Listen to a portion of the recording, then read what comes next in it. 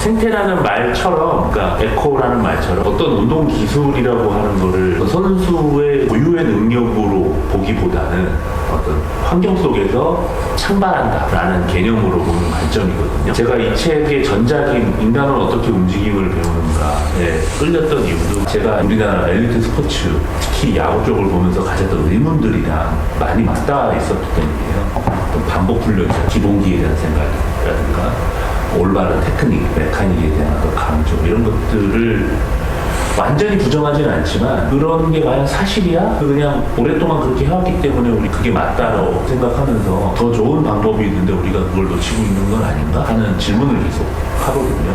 이제 연장선상에서 나온 책이고 이 책이 굉장히 어려워. 그냥 이거는 저도 몇 번 읽어도 잘 이해가 안 되고 그래서 제일 어려운 부분이 여기 맡아줬어요. 죄송합니다. 제가 이거는 번역의 문제가 아니라 그래서 이제 제일 난이도가 높은 부분만 딱 교수님한테 맡겨드리고 그래서 1, 2장만 좀 대충 넘기면 이후에도 근데 1, 2장의 단어나 개념들이 계속 반복되기 때문에 어느 시점에서는 아 이게 그 얘기구나 하는 것도 이해가 되는데 1, 2장을 풀어내는 게 사실 쉽지는 않습니다. 그래서 오늘은 교수님이랑 상의를 해서 3, 4장 3장은 이제 시각과 관련된 지각과 관련된 이야기고 이제 4장은 이제 내적 주의 초점, 외적 주의 초점에 관한 이야기. 그러니까 우리가 보통 코칭 큐잉 이런 얘기들을 많이 하잖아요. 실제로 우리가 좋은 움직임을 가져가기 위해서 몸에 주의를 두고 실제로 어린아이들 지도하시면서도 아무래도 신체 그 부위에 관한 단어를 써가지고 뭐 팔, 허리, 어깨, 무릎, 뭐 골반 이런 것들을 써가지고 지도를 하는 경우가 많잖아요. 근데 로프레이 박사는 이 책에서 물론 로프레이 박사만 그런 얘기를 하는 건 아니고 이제 운동학 분야 요즘 많은 연구들이 그런 류의 어떤 내적 주의 초점을 유발하는 큐잉보다는 가급적 있는 몸 밖으로 어떤 타겟을 그래서 과제를 주는 방식 그 많이 선호하고 실제 연구 결과도 그렇다라는 것을 이 책에서 여러 연구 사례들을 통해서 소개를 하고 있거든요. 그런 부분 중심으로 교수님이 준비를 하셨는데 좀 질의응답 이렇게 많이 하면서 궁금한 것들 수시로 이렇게 질문하시고 그러시면 좋을 것 같아요. 만나서 반갑습니다. 네. 저는 최고의 움직임은 어떻게 만들어지는가 책을 번역한 번역자 중에 하나인 제 소개를 간단하게 드리면 성종훈 전공은 선수 트레이닝 그러니까 이게 저는 미국에서 이제 선수 트레이닝을 전공을 했는데 이제 한국 선수 트레이너와 미국 선수 트레이너가 조금은 다르다고 생각을 하는데 저는 주로 이제 운동선수들 의무 지원하고 다치면 재활하고 뭐 요런 거를 했던 사람이고 막 실제로 막 스트렝스 앤 컨디셔닝을 제가 맡아서 한 사람은 아니고요. 예, 저는 뭐 예를 들어서 전방 십자인대 끊어지면 이제 그때부터 의사 선생님이랑 커뮤니케이션 하면서 거기에 이제 제가 애가 뭐 6개월이면 6개월 뭐 이렇게 잘 움직일 수 있을 때까지 그런 거 했던 사람이고요. 네, 제 이제 전공이라고 할까요?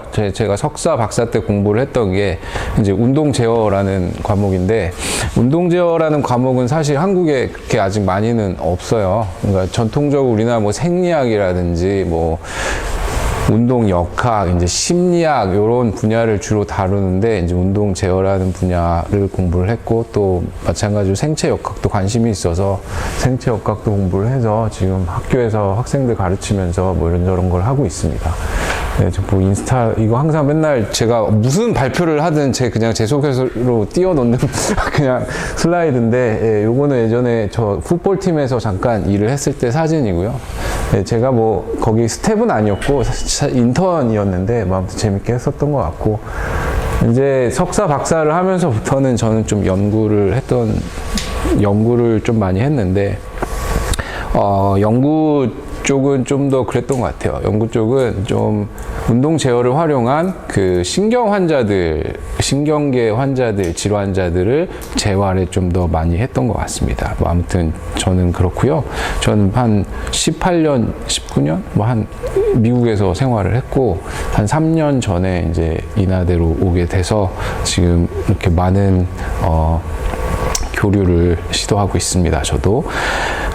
그래서 일단 이 책, 제가 여기다가 넣어놨는데 이 책을 저도 번역을 하게 된 계기가 일단은 저희 학과에 장은욱 교수님이라고 계신데 장은욱 교수님께서 이 전체 그 인간은 어떻게 움직임을 배우는가를 번역을 하셨는데 저 오고 이제 운동제어도 전공을 하니까 좀 제의를 해주셔가지고 저도 감사하게 이제 했는데 사실 뭐 1, 2장이 어려워서 저한테 맡기셨다고 했는데 저도 하면서 죽는 줄 알았는데 어려워가지고 예.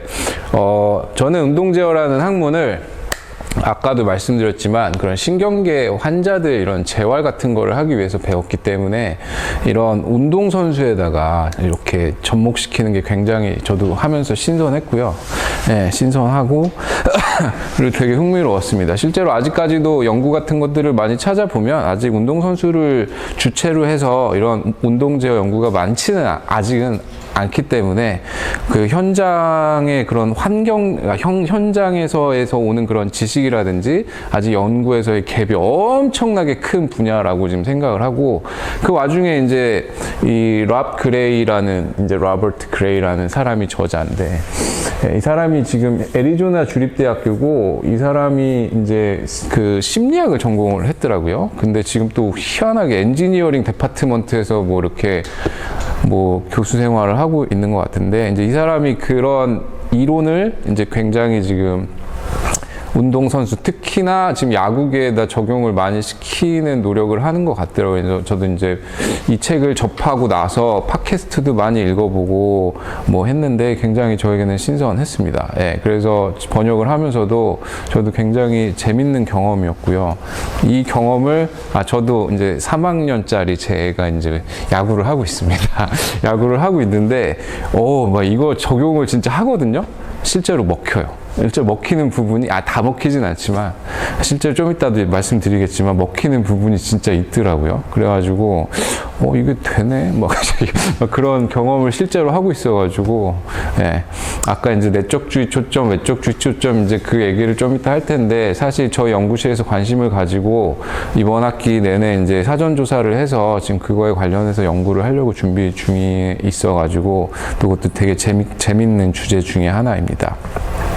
어쨌든 이 로버트 그레이가 이런 이론을 이런 스포츠에다 적용하려고 했던 이게 굉장히 저는 신선하고 저도 이제 그게 좋은 시도였다고 생각을 합니다. 예, 그러면서 아까 1, 2장 이제 말씀을 하셔가지고 좀 이해를 돕기 위해서 제가 좀 말씀을 드리면 그러니까 1, 2장이 그러니까 굉장히 이론적인 건데 그 이론을 좀 간단하게 풀어서 설명을 해드리면 이제 운동 제어라는 학문이 있어요. 뭐 생리학도 있을 거고 역학도 있을 거고 그런데 운동 제어라는 학문의 흐름이 아까 대표님께서 살짝 말씀을 해주셨지만 이제 사람들이 이제 현대화가 되면서 이제 예전에는 기계에만 관심을 갖고 이제 돈 버는데 바빴다면 이제는 사람들이 뭐랄까 자기 건강이라든지 이런 거를 챙기기 시작하면서 사람 몸에 관심을 갖게 됐죠, 그렇죠?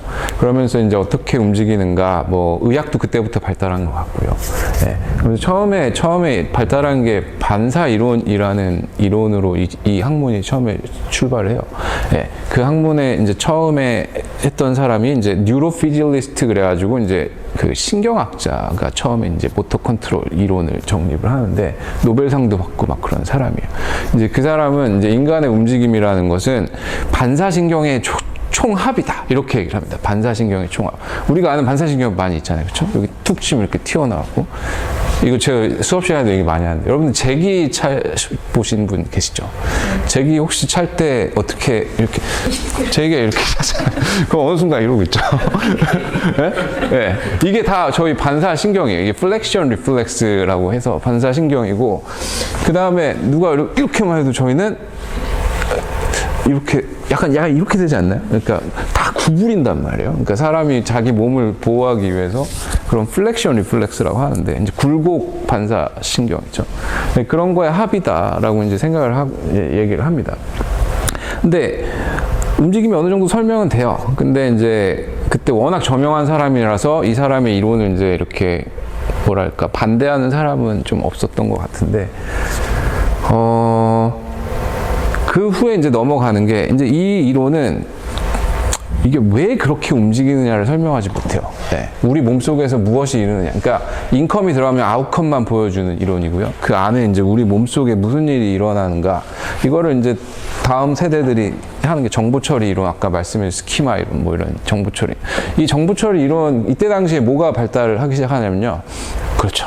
컴퓨터. 예, 이때 이제 컴퓨터가 이제 발달하면서 사람들이 막 CPU라든지 이런 거, 뭐 프로세서 뭐 이런 걸 해가지고 이제 정보 처리 이론을 이제 사람들이 발달해서 이때만 해도 사람들 뭐 아까 환경 같은 거는 전혀 관심 없고요. 내가 어떻게 움직임을 생성하는가, 인간이, 사람이, 예, 요거에만 내가 나를 조종해서. 그러니까 저는 쉽게 말씀을 드리는 것 중에 하나가 그냥 머릿속 안에 그냥 훈이가 타고 있다고 생각하면 돼요. 그러니까 태권브이처럼, 예, 태권브이처럼 훈이가 막 이렇게 조정하고 있다고 생각하시면 돼요. 그래서 관절 하나하나를 버튼을 눌러서 막, 예. 그래서 만약에 그런 버튼이 고장나고, 이제 여기서 말하는 건 이제 우리가 뇌에서 뭐 이렇게 신호를 보내는 명령 체계겠죠. 그런 신경계통이 끊어지면 이제 할 수가 없다. 뭐 이런 것들이 이제 정보 처리 이론에서 굉장히 많이 발달을 합니다. 네, 실제로 아까도 말씀드렸지만 이게 나쁜 이론이 아니고 정말 좋은 이론이에요. 이 이론을 통해서 우리가 아는 그런 신경계 그 길 같은 뉴로패스 같은 것들이 많이 발전을 했고, 의학적으로도 그렇고, 네, 굉장히 좋은 이론인데, 하여튼 이게 색깔이 다 의미가 있는데, 처음에는 반사 이론은 완전 내 몸, 정보 처리 이론은 어느 정도, 그 다음부터 이제 근데 나오는 게 이제 다이나믹 시스템 이론이라고. 이 다이나믹 시스템 이론이 인간은 어떻게 움직임을 배우는가 책에 굉장히 많이 맞춰져 있는 이론이라고 생각을 하시면 돼요. 네. 이거는 우리 인간의 움직임은 그것만으로는 설명되지 않는다. 그러면서 이제 환경 같은 것들이 이렇게 움직임에 영향을 미친다. 뭐 이렇게 하는데, 제가 두 개를 이제 비교해서 얘기하는 게 뭐냐면, 여러분들 이제 뭐 어디 핸드폰 매장 가면 이런 풍선 있잖아요. 그런 것들을 컴퓨터 프로그램 해가지고 이때는 팔이 이렇게 되고 이때는 팔이 이렇게 되고 이렇게 이렇게 조작하지 않잖아요. 그냥 바람이 불고 이제 뭐 어떤 공기압이라든지 그런 물리적인 그런 것 때문에 막 지가 알아서 이렇게 멋있게 움직이게 되잖아요. 이제 그게 다이나믹 시스템 이론의 좋은 예라고 저는 생각을 하는데, 그러면서 이제 인간 움직임을 어떻게 배우는가에서 뭐 과제 제약이라든지 뭐 이런 말들이 나오기 시작하면서, 이렇게 합니다. 그리고 나서 더 발전했다기보다 좀 이제 이거를 좀 얹어서 다른 컨텐츠로 발전시킨 게 생태학적 이론. 생태학적, 아까 에코시스템 뭐 이런 얘기도 해주셨는데, 이 생태라는 게 결국 우리의 환경인데, 이 생태학적이 아닌 건 무엇이냐 이제 물어볼 수 있잖아요. 그렇죠? 그래서 이 사람이 발전시킨 거예요. 제임스 깁슨이라는 사람이. 이 사람이 오래되지 않았어요. 1950, 한 100년도 안 된 이론이잖아요. 그렇죠? 이 사람이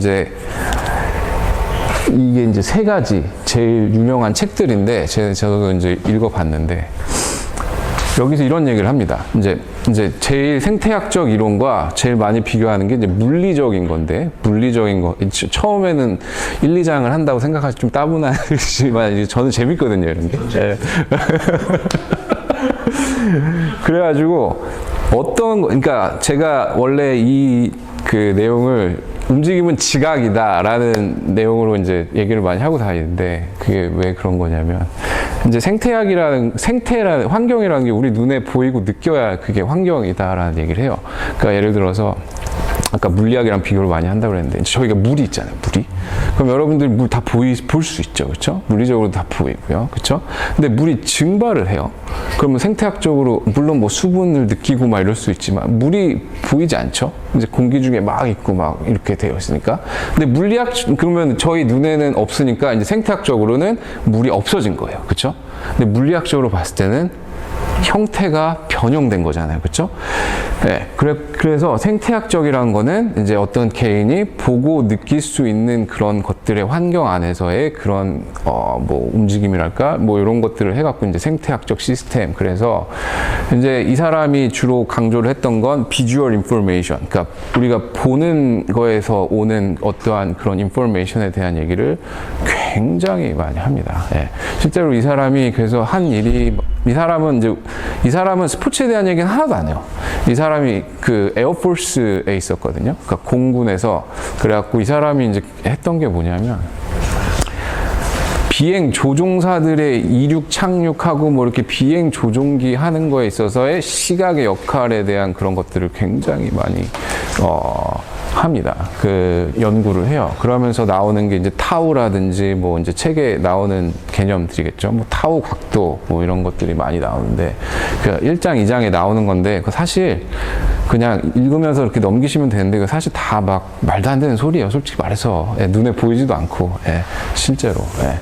그렇지만 이제 그게 총체적으로 얘기하고 싶은 게 뭐냐면, 우리가 보는 것만 가지고도 바로바로 움직임을 생성할 수 있다. 직각, 직접 지각이라는 거를 이 사람이 강조를 하기 시작해요. 예.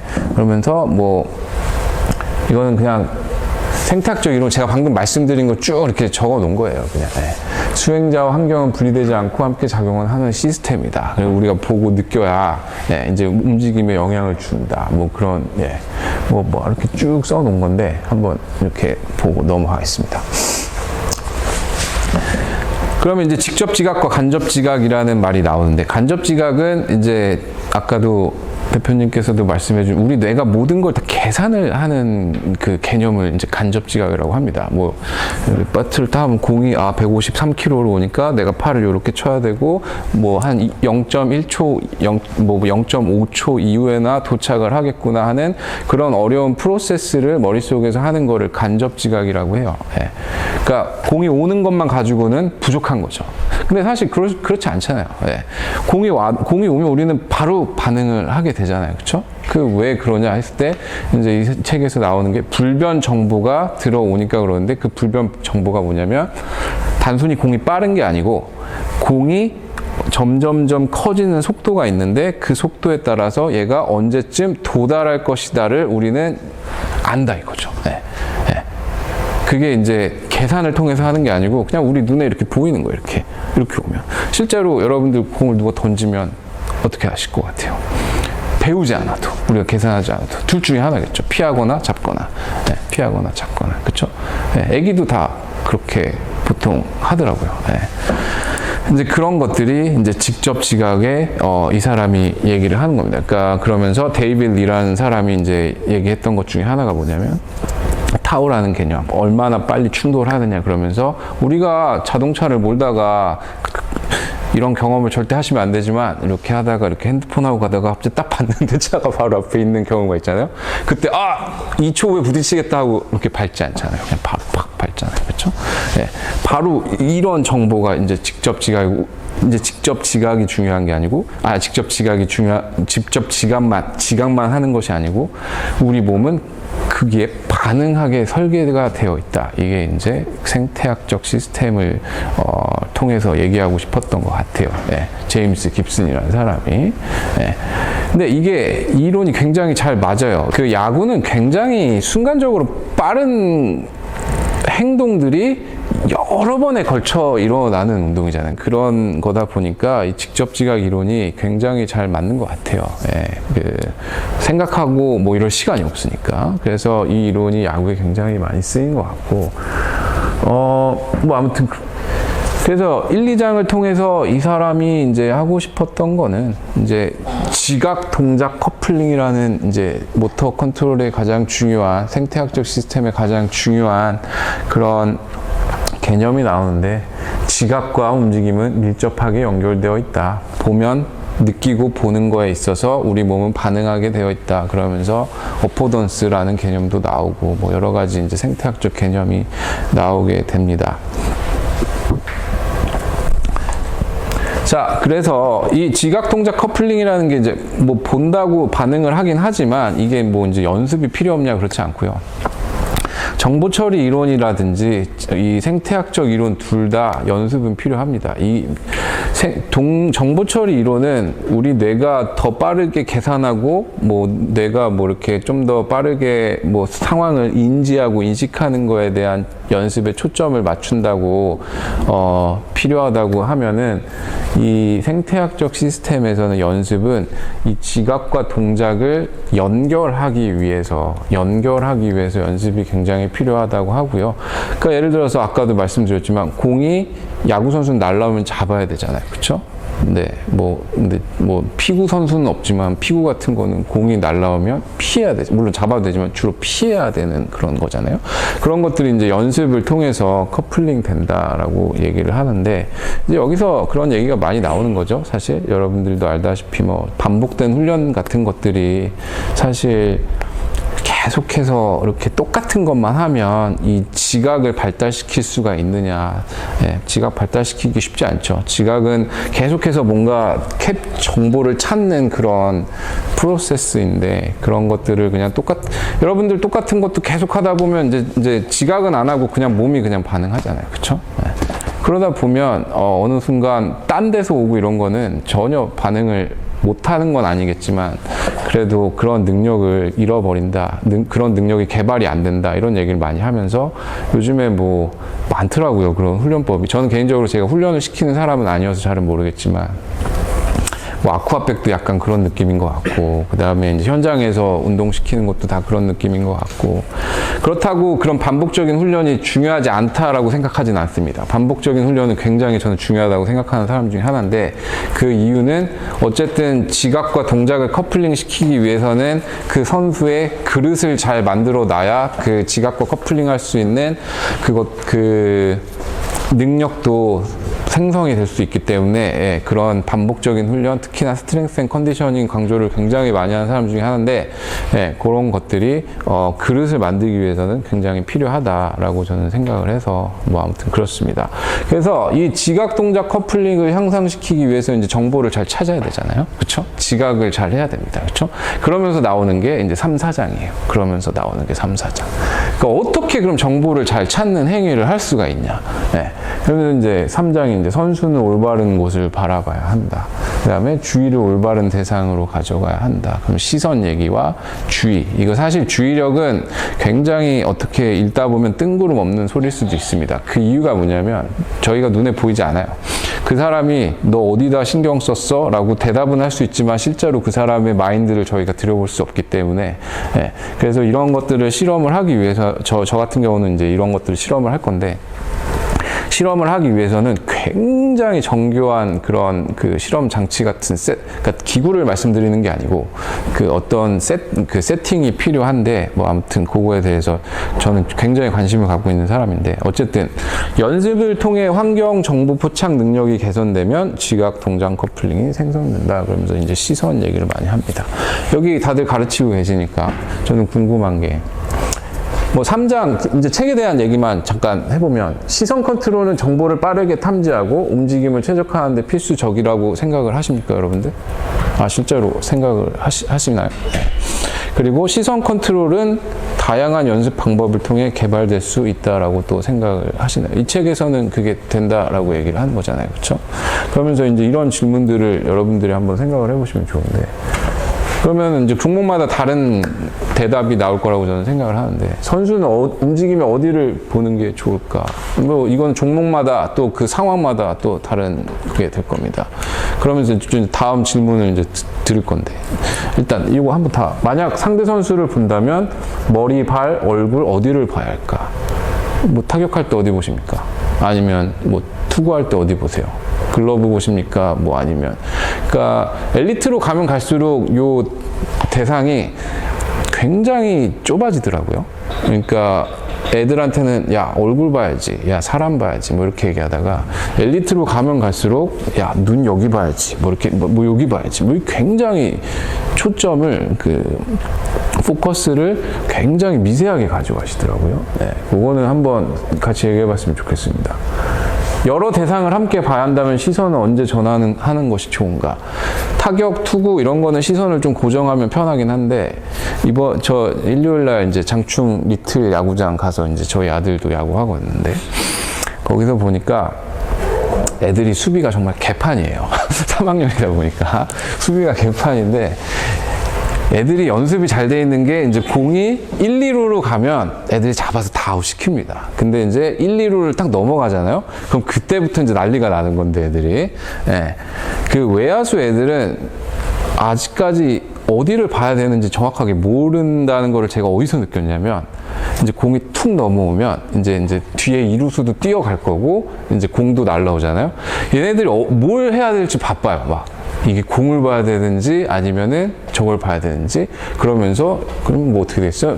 띵 했다 이렇게 넘어가서 이제 그라운드 홈런 나오고 막 요런 많은 그러니까 변동이 일어날 때 어딜 봐야 되는지 뭐 이런 것들도 한번 생각해 보시면 좋을 것 같고 이제 골프 퍼팅을 할 때 언제 공을 보고 언제 홀을 봐야 하는 것일까? 이거는 이제 책에 저도 이제 개인적으로 골프를 좋아하는데 이거는 뭐 샘 바인 씨가 했던 그 콰이어트 아이 전략 뭐 이런 거에 대한 질문인 것 같고 패스를 할 때 달리는 팀 동료를 언제 보고 언제 상대 수비수를 봐야 할까? 뭐 이런 것들이 이제 우리가 한 번쯤은 생각해 봐야 돼. 이 책에 나오는 거예요.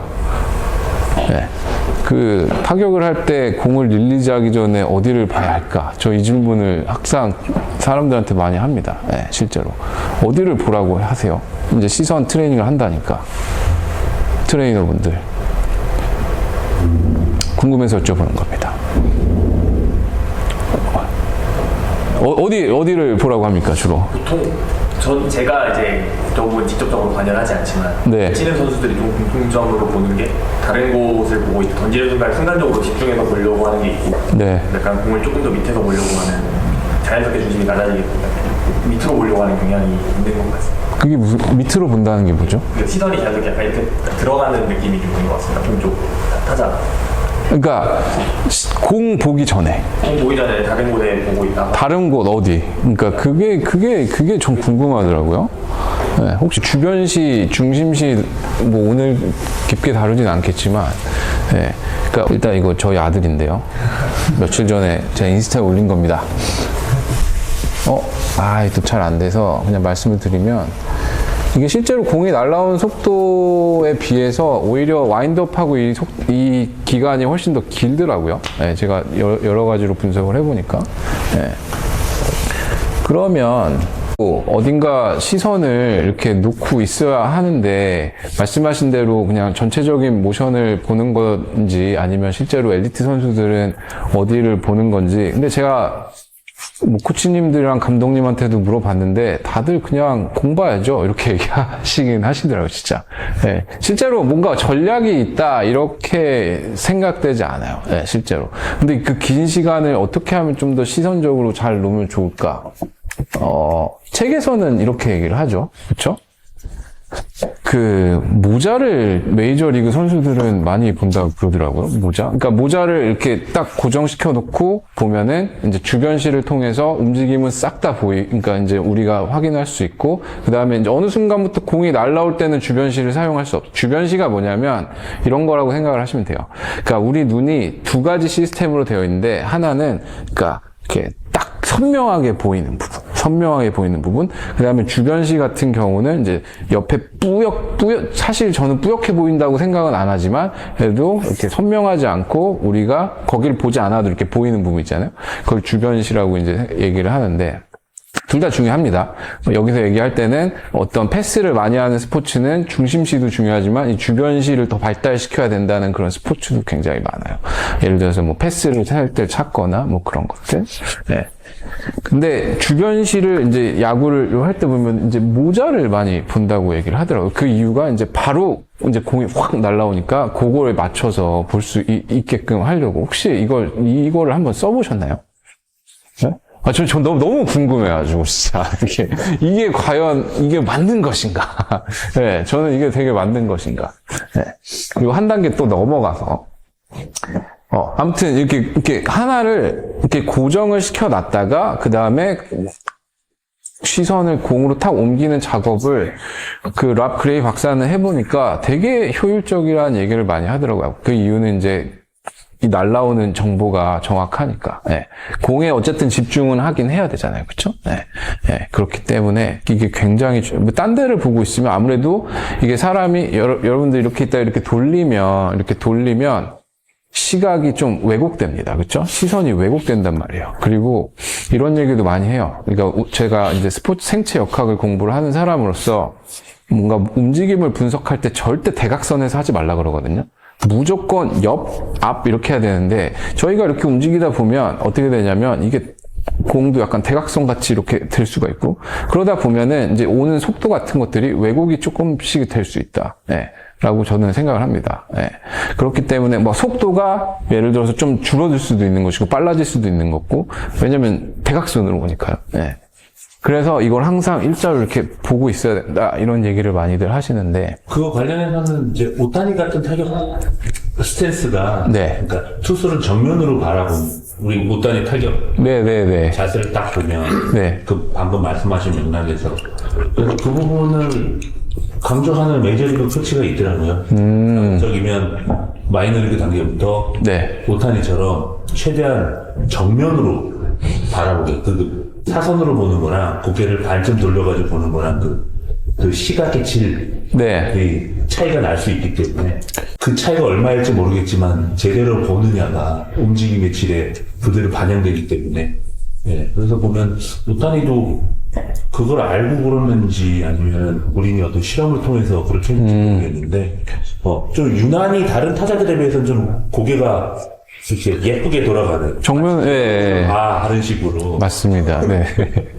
그래서 저는 그런 것들도 그 정도 하이 레벨 신급 되면은 분명히 영향을 미칠 거. 저 이제 오타니는 신급이라고 얘기를 하는데. 네. 이런 오타니를 갖다 쓰면 안 되긴 합니다. 좋은 예가 아닙니다. 사실 여러분들 오타니는 좋은 예가 아니에요. 네. 오타니처럼 되기는 쉽지 않고. 네.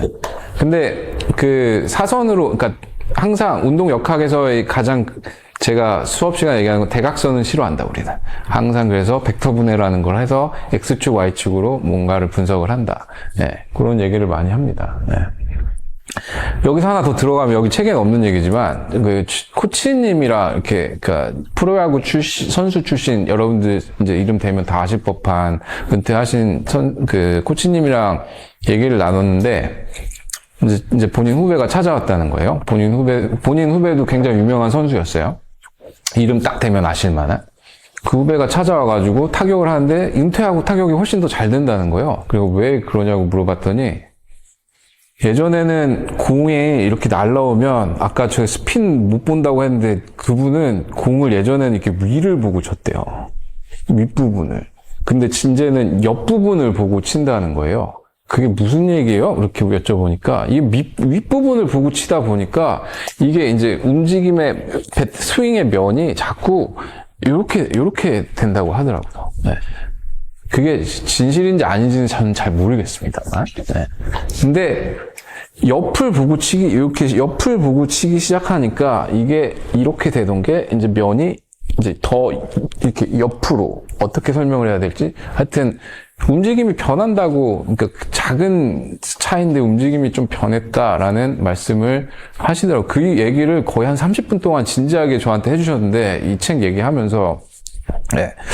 굉장히 이게 시선과 그런 움직임이 잘 커플링된 예시가 아닌가라는 생각을 해서, 그것도 막 실험을 해보고 싶더라고요. 그래갖고 진짜로 공에다가 점을 좀 붙여놓고 한번 해볼까 막 이런 생각도 해봤는데 예, 아직까지는 못하고 있지만 예.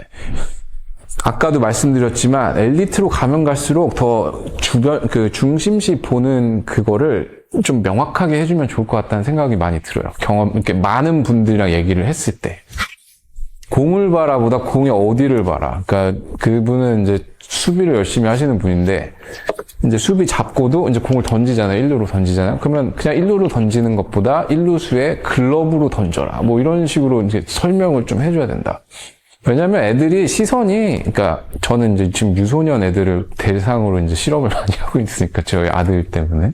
네, 애들이 정확하게 책에서는 명시적으로 하지 말라 그러지만 일단은 명시적으로 안 해주면 애들이 어딜 봐야 될지 잘 모르는 경우가 굉장히 많기 때문에 그거를 좀 초반에는 해주는 게 좋지 않을까라는 생각을 많이 하게 됐습니다. 제가 딱 감사합니다. 사례가 두 개가 생각이 나서 하나는 강백호 선수가 이거는 이제 날아오는 공을 칠 때는 아닌데 티베팅 연습할 때 공 놓고 칠 때 그러니까 보통은 제가 아는 대부분의 선수들은 그냥 공에 특별한 어떤 타겟을 정해놓고 때리진 않는 걸로 알고 있는데 강백호 선수는 본인이 딱 타겟으로 놓는 한 1cm, 직경 1cm의 지점이 따로 있어서 그 부분을 딱 노리고 친다. 강백호 선수, 네. 보다는 아랫부분인 것 같았어요.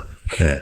그런 연습들을 평소에도 꾸준하게 해놔야지 실제로 공이 날아올 때도 자기 몸이 공에 반응해서 거기에 맞춰서 네네. 스윙이 나간다는 얘기를 했던 것 같고 또 하나는 이건 투수의 커맨드 관련인데 그 3년 전에 데릭 존슨 코치 지금 신시내티 레즈의 피칭 코디네이터이신 데릭 존슨 코치가 와서 해주셨던 말씀 중에 그 보통은 이제 방금 말씀하셔서 떠오른 건데요. 타겟을 그냥 좀 글러브에 갖다 대면 좋지 않겠냐 하는데 투수들 같은 경우에는 글러브 안에다가도 테이프를 하나 붙여서 포수 밑에 안에다가 더 스페시픽한 타겟을 만들어주는 건데, 예. 더 작은 타겟으로 던지게끔 하는 방식들. 그래서 투수들 커맨드 요구할 때도 하이존으로 던져 이렇게 하는 큐보다는 실제 게임에서도 마스크를 향해서 던진다거나 네네네. 포수 밑에 무릎 보호대를 향해서 던진다거나 제가 그래서 여기 김민진 코치님한테 그거 한번 여쭤보고 싶어가지고 골프 쪽에 예. 골프 쪽에 궁금해서. 제가 볼 때도 이 책에도 그 내용 나오지 않나요? 공 뒤쪽을 이렇게 보라고 하더라고요. 제가 퍼팅했을 때 상상해보면서 이러면 퍼팅이 돼? 하는 생각을 좀 했었거든요. 그래서 혹시 비슷한 시각은 움직임에 저도 영향을 진짜 많이 준다고 생각을 하거든요. 네.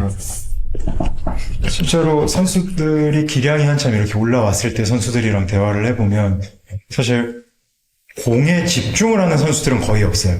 골프 같은 경우에는 그러니까 컨택 자체가 중요한 운동은 아니다. 컨택은 그냥 늘 나오는 거고 볼을 컨트롤하는 쪽이 좀 더 가깝다 보니까 대부분의 시선이 이제 구질에 대한 시각화를 하거나 아니면은 특정 타겟을 보낼 곳에 점을 찍는 식으로 이제 보통 집중도 자체가 이제 많이 가 있거든요. 네. 저희가 실제 레슨할 때 헤드업 하지 말라는 말 혹시 많이 들어보셨나요? 골프 쳐보셨습니까? 아직까지 듣고 있습니다. 아직까지, 아주 레슨 가면은 좀. 그러니까 그 헤드업 하지 말라는 것 자체가 실제로 저희는 공에 집중을 하지 않거든요. 그래서 공을 딱히 이렇게 선수들한테 물어보면은, 방금 공이 보였어? 라고 물어보면 대부분 대답을 못 해요. 그러니까 거기에 집중 자체를 안 하다 보니까 대답을 못 하는데, 헤드업을 하지 말라라는 뜻이 우리가 스윙을 할 때 보통 골프는 시퀀스 분기가 좀 많이 일어나거든요. 그러니까 정적에서 동적으로 변환되다 보니까 하체에서 먼저 안 나오고 상체 쪽에서 움직임이 먼저 나오면은 이제 척추 틸트가 왼쪽으로 기울어지면서 머리 위치가 변동이 되는 경우들이 되게 많거든요. 근데 이게 틸트를 오른쪽으로 주고 하체를 먼저 움직여라 라는 식의 큐보다는 그냥 시선을 우측에 약간 홀드 시켜놓으면은 또 시퀀스가 밑에서부터 좀 나오는 경우들이 되게 많아요.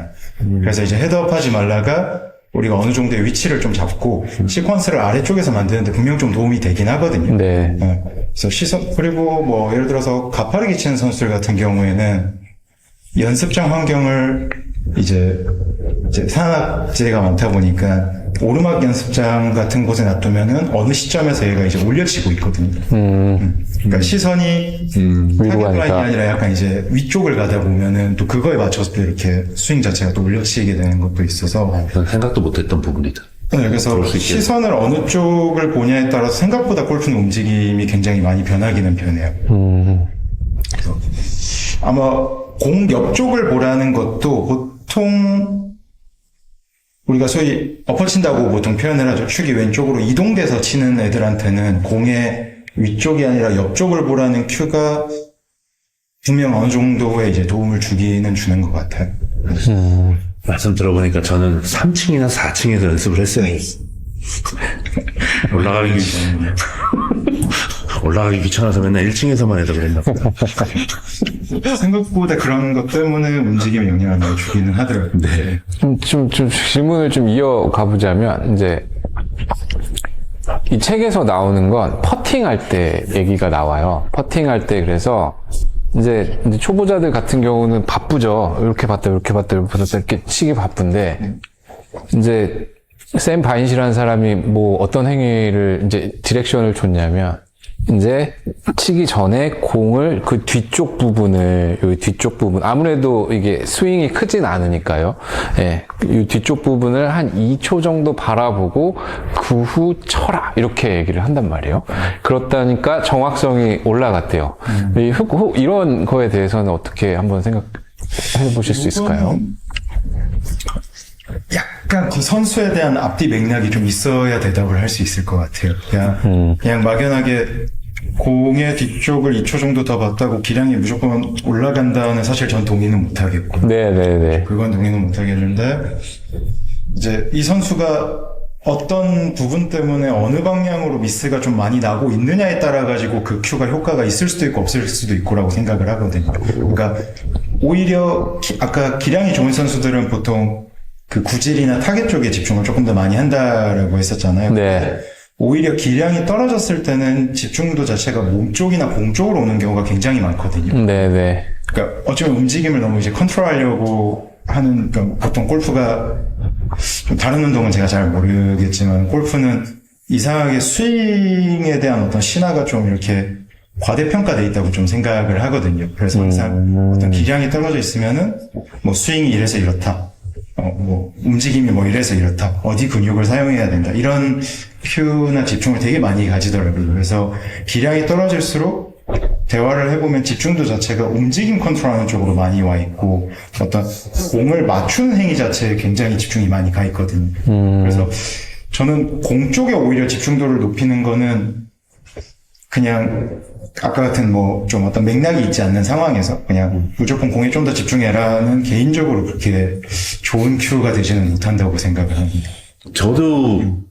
저는 이제 달라 그 연구 결과, 실제로 저도 그 논문도 보고 네네네. 어떤 디렉션들이 주어졌는지도 이렇게 보니까 네. 저 나름대로 추측한 거는, 그래. 어쩌면 그 이유 때문에 퍼포먼스가 좀 더 나아질 수도 있겠다라는 생각이 들었어요. 그게 비단 실험실 환경뿐만 아니라 실제 경기 환경에서도 그게 그 의미 있는 수준으로 좋아졌다고 하니까. 그러니까 하여튼 그 과제를 수행했던 사람이 2, 3초 동안 그 공을 봐야 된다는 과제에 좀 몰입할 수밖에 없잖아요. 그만큼 다른 어떤 부수적인 문제에 대해서 좀 자유로워질 수 있는 거고. 예. 그것도 영향력이 있을 수 있다고 생각합니다. 그래서 저는 오히려 이 효과가, 그러니까 뭐 아무래도 뭐 퍼팅 하려고 그러면은 이제 뭐 여러 가지 신경 쓸 게 있잖아요. 못 넣으면 쪽팔려서 어떡하나. 부터 해가지고. 버딘 찬스인데. 몇 개 넣었는데 이번 나도 넣어야 돼. 등등등등으로부터 일단 벗어나게 해주는 딱 그 과제가 그런 약간 부수적인 심리적인 멘탈적인 영향이 크게 작용한 건 아닐까 하는 추측. 이거는 말씀 들어보니까 굉장히 일리는 있는 것 같아요. 대부분 퍼터 기량이 많이 떨어진 애일수록 스트로크를 이렇게 흔들리지 않고 일자로 다녀야 된다에 집중하는 경우가 굉장히 많거든요. 그래서 오히려 홀 자체에 집중했을 때 스트로크에 집중을 좀 덜하게 돼가지고 기량이 충분히 올라갈 수 있다고는 생각이 들겠네요. 네. 그게 이제 외적 초점주의, 뭐 내적 초점주의 좀 이따가 뭐 얘기 나온 김에 그냥 얘기해보자면, 그러니까 샘바인 씨는 그 시선을 통해서 정보가 이제 공에 대한 공 정보, 뭐 그냥 그런 환경적인 정보에 좀 더 집중을 하게끔 만든 것 같고, 그래서 말씀하신 대로 그 논문에서는 이렇게 크게 얘기하진 않았지만 이제 내적 초점을 외적으로 빼는 그런 뭐랄까 프로세스를 좀 진행을 했다라고 저도 이제 결론을 내렸고, 아무래도 저도 골프를 열심히 치는데, 치다 보면, 이게 굉장히 제 스윙에 스윙에 집중을 하게 되지, 이게, 요거가 이렇게 갈까? 막 이것보다는, 이렇게, 일단 다리를 이렇게 벌리고, 이렇게, 요 팔을 요만큼 하고, 팔꿈치는 안 움직이고, 요거에 신경이 엄청 가더라고요. 근데 그 행위를 통해서 그 초점을 밖으로 빼는 거, 그러니까, 외적주의 초점이 퍼포먼스에 좋다고 굉장히 논문에서 다들 얘기를 해요. 실제로. 예. 근데 퍼포먼스에 대해서는. 그래서 계속해서 슬럼프인 사람들, 막 이런 사람들도 자꾸 내 폼 바꾸려고 하지 말고, 이렇게 좀 더 멀리 좀 더 집중해라. 그러니까 뭐 공의 트래젝토리라든지 뭐 그런 거에 집중해라. 그런 얘기를 많이 하더라고요. 이 책에서도. 그래서, 이거 순서대로 안 하고 지금 그냥 계속 얘기를 좀 이어가자 보면은, 저도 나와 있는 논문을 다 지금 확인하는 작업을 굉장히 많이 하고 있어요. 실제로. 내적주의 초점과 외적주의 초점. 아마 안 읽어보신 분들을 위해서 잠깐 설명을 드리면, 이제 내적주의, 집중력이라고 그러잖아요, 우리가. 근데 집중력과 시선은 다른 겁니다. 맞죠? 예. 시선은 우리가 바라보는 거여서, 이제 거기에 지각을 해서 우리가 이제 정보를 얻는 거고, 우리가 이걸 보고 있다고 해서 거기에 집중을 하고 있을 수도 있고 안 하고 있을 수도 있잖아요. 그러니까 예를 들어서 책을 읽는데 여기까지 분명히 읽었는데 내용이 하나도 안 생각나는 경우도 있고 그럴 때는 집중을 안 하고 있는 건데 뭐 어쨌든 조금 다른데 어쨌든 그런 굉장히 타이트한 상황에서는 우리가 바라보는 것을 보통 집중을 한다고 얘기를 많이들 하시긴 하시더라고요. 그래서 외적주의 초점 같은 경우는 뭐냐면요. 그러니까 야구로 치면 야구 스윙을 할 때, 제 몸에 집중을 하는 게 아니고, 뭐 배트에다 집중을 한다든지, 날아오는 공에다 집중을 한다든지, 이제 공이 앞으로 나갈 궤도에다 집중을 하는 게 이제 외적주의 초점이라고 얘기를 많이 하죠. 그 다음에 내적주의 초점 같은 경우는 내 몸에 신경을 쓰는 거예요. 내 팔꿈치는 이렇게 해야 되고, 내 어깨는 이렇게 해야 되고, 내 다리, 요 스탠스가 맞나? 막 이렇게 해야 되고 하는데,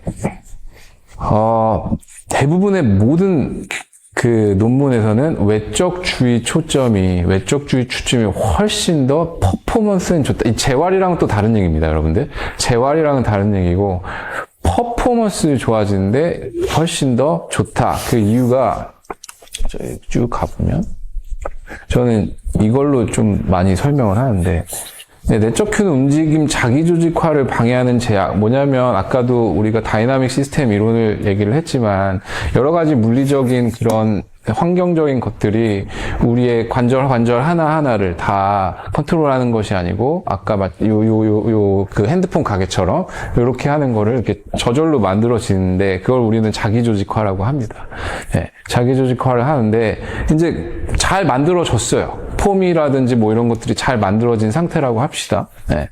근데 이제 하나하나에 신경을 쓰게 되면은 여기 신경 쓰면 분명히 여기도 틀어질 것이고 여기도 틀어질 것이고 여기도 틀어질 것이고 여기도 틀어질 것입니다. 그렇죠?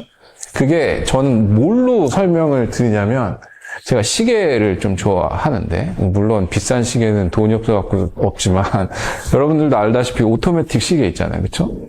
뭐 오토매틱 시계 보면 엄청나게 많은 톱니 바퀴가 있잖아요. 그 안에. 그렇죠? 이게 우리 몸이라고 하면 이 하나하나가 다 이렇게 잘 맞아 떨어져 가지고 이제 우리가 보는 건 단순합니다. 우리가 보는 건 뭐예요? 그냥 시계 초침과 시침과 분침이 이렇게 잘 가는 거잖아요.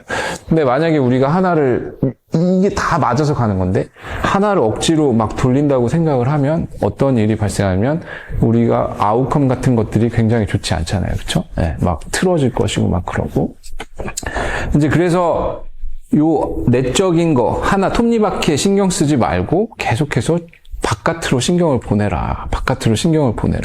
네. 오히려 더 환경적인 정보에다가 신경을 써라. 그래야 아웃컴이 더 좋아진다라고 사람들이 얘기를 해요. 이거 굉장히 좀 철학적인 얘기인 것 같기도 하고 아직까지 많은 연구가 되어 있지는 않지만 그 연구를 아까 제가 이렇게 좀 찾아봤다고 했는데 그 연구들은 이런 스포츠 무브먼트보다는 주로 웨이트 리프팅이라든지 굉장히 간단한 밸런스 움직임이라든지 아니면 우리가 다 할 수 있는 보행 이런 거에 좀 많이 초점이 맞춰져 있고 네, 그렇습니다. 네.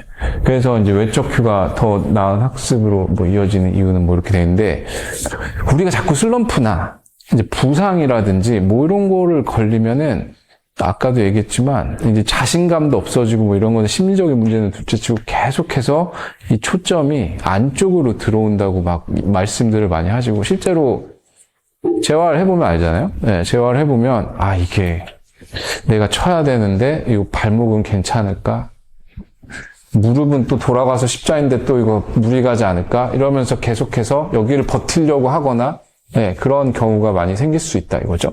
그러다 보니까 시계, 이 톱니바퀴 하나에 신경을 쓰다 보니까 이제 이 아웃컴이 제대로 나오지 않는다 이런 얘기를 합니다.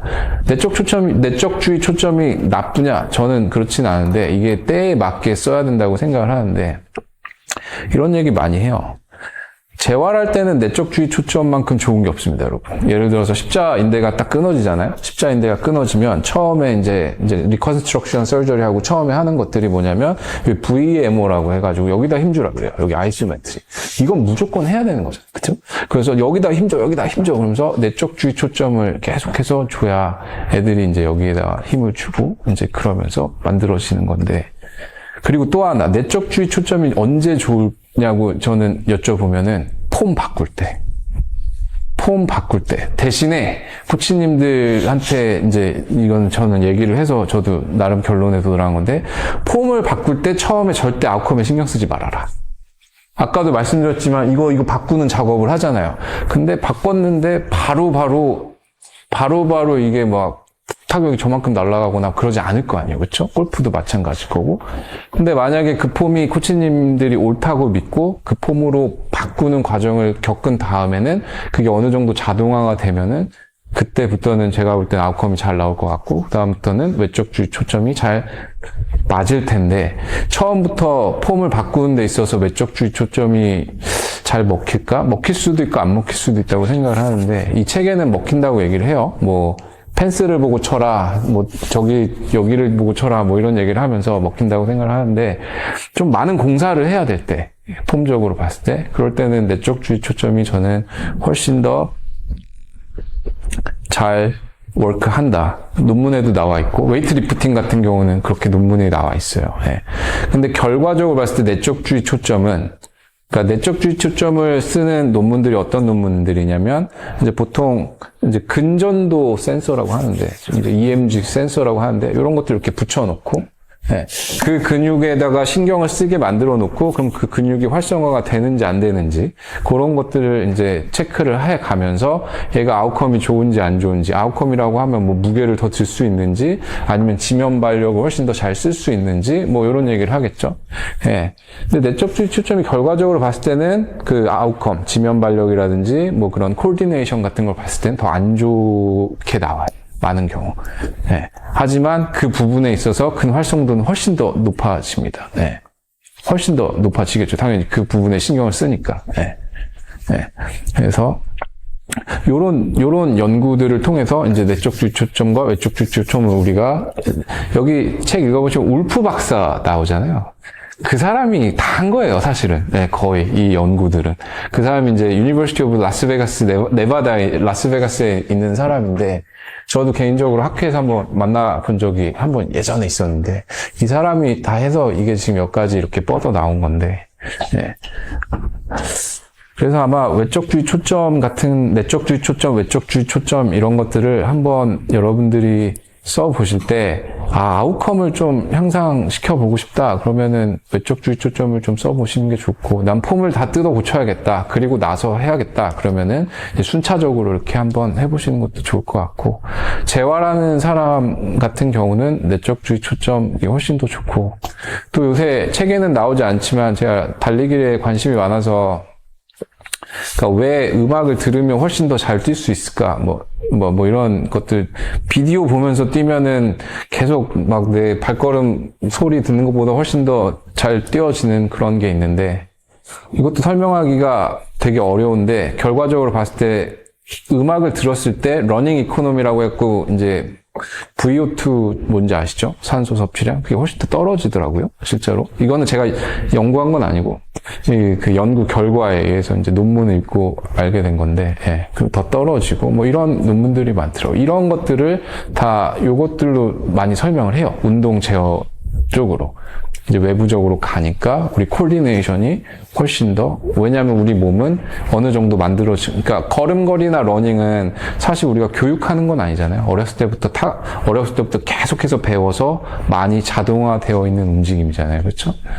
네, 그렇기 때문에 여기다 자꾸 신경 쓰지 말고, 이 톱니바퀴 하나 돌리려고 하지 말고 계속 바깥에 신경을 쓰고 정보를 포착해라. 정보를 포착하는 과정은 어디서? 시선을 가지고, 시선을 어떻게 좀 더 내로이 다운 해가지고 스페시픽한 곳에 이제 우리가 집중을 해야 돼요. 언제? 정적인 움직임을 할 때. 동적인 움직임을 할 때는 또 다른 얘기가 되겠죠. 막 뛰는데 초점이 딱 고정되기는 쉽지 않잖아요. 그렇죠? 축구 선수들 같은 경우는 계속해서 바뀌고 막 이래야 되는데, 아까 야구도 말씀을 드렸지만 수비하는 데 있어서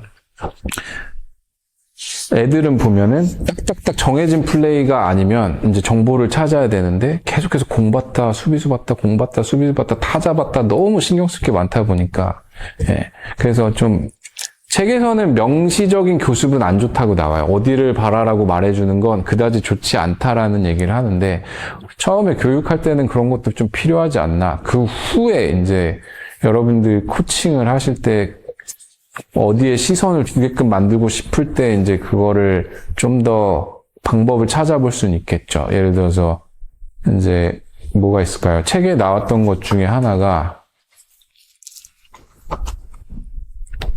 뭐 타자의 투수의 모자는 무슨 색깔이었어? 이러면서 자연스럽게 걔 시선을 본인이 코치님이 원하는 대로 옮길 수 있게끔, 뭐 아니면 여기다 숫자를 붙여 놓는다든지 뭐 이런 것들도 이제 책에서 해보는 것 같고, 저는 그게 좀 맞다고 생각하는 이유 중에 하나가, 제 아이를 배팅장을 좀 한번 데리고 갔었는데, 저희 아이가 배팅을 그렇게 잘하진 않아요. 네, 저희 아이가 배팅을 잘하진 않는데 계속해서 땅볼이 나오는데, 그 배팅장에서 야, 너 저기 이렇게 거기 위에 이제 펜스는 아니고 벽 위에 이제 뭐 이렇게 글씨가 있어가지고 너 저기 글씨에다 한번 공을 맞춰봐. 그냥 아무 말도 안 했어요. 딱 그 말만 했는데 공이 뭐 10개 중에 9개가 땅볼이었다면 그때부터는 10개 중에 그래도 한 4개 정도는 위로 뜨기 시작하더라고요. 네. 저는 그래서 이게 아직까지 과학적으로 뭔가 정확하게 밝힐 수는 없지만 굉장히 월크하는구나 라고 생각을 했습니다. 그래가지고 또 이제 이 개념을 가지고 저희 아들이 그저께 그냥 땅볼만 2번 치고 왔거든요. 그래가지고 야, 너 그때 여기 글씨 보고 치라 그랬잖아. 그러니까 걔가 한다는 말이, 야구장에 글씨가 어딨어. 이렇게 진짜 얘기를 하더라고요. 그래가지고 뛰셔야겠다. 네? 그러니까 이게 이렇게 되는구나. 그때 또 연습 환경에선 이랬는데 또 이게 바뀌니까 애가 또 완전 다른 환경이 되는구나. 이런 게 되게 요즘에 많이 와닿더라고요. 이게 되게 감사하게도 이런 책을 저희 아이 야구팀에 이렇게 활용할 수 있어서 지금 현재 막 저도 제 나름대로 호기심을 막 풀고 있는데, 이런 것들이 굉장히 많이 보이니까 되게 저도 재밌더라고요. 그래서 더 많이 읽게 되고 막 그러긴 하는데, 책에서 나온 얘기죠. 선수가 동작을 실행하기 직전에 전달하는 마지막 큐나 지침은 외적 큐가 이상적이다. 정보를 이제 보다 잘 파악할 수 있고 자기 조작 과정을 자연스럽게 이끌어낼 수 있다. 뭐 이렇게 되는데, 어떻게들 하시는지 좀 궁금합니다. 그러니까 당연히 팔꿈치 더 들어서 해야지. 그러니까 그러니까 애가 공이 계속 뜨니까 이렇게 던져야지. 여기 팔을 내리면서 던져야지. 이런 말 많이 하시더라고요, 감독님. 네. 근데 걔는 똑같이 위로 뜨더라고요. 계속 하는데. 네. 그러면 이제 저도 이제 이 책의 내용을 아니까 이제 의심이 되는, 감독님이 이제 코칭을 하신 거에 대해 저 말을 쓰면 못 드리지만 이제 의심이 드는, 그러면 이제 마지막 코칭 큐는 좀 공의 트래젝토리를 어떻게 스트라이크를 저기다 던져야지 뭐 이런 말씀을 좀 하시면 어떨까 막 이런 생각이 막 들긴 드는데, 요건 이제 책에 나와 있는 내용입니다. 네. 외적 주의 초점을 위해 반드시 신체 외부, 선수가 동작을 실행하기 직전에 전달하는 마지막 큐나 지침은 외적 큐가 이상적이다. 네. 혹시 이런 큐잉에 대해서 좀 생각을 하고 이렇게 해보신 부분이 있을까요? 어떤 부분이 있으신가요? 재작년 2학년 6월쯤에 서울구에서 이제 연습 경기를 했었는데 그때 아무래도 드래프트가 얼마 안 남은 중요한 시기다 보니까 스카우터분들이 되게 많이 오셨었어요.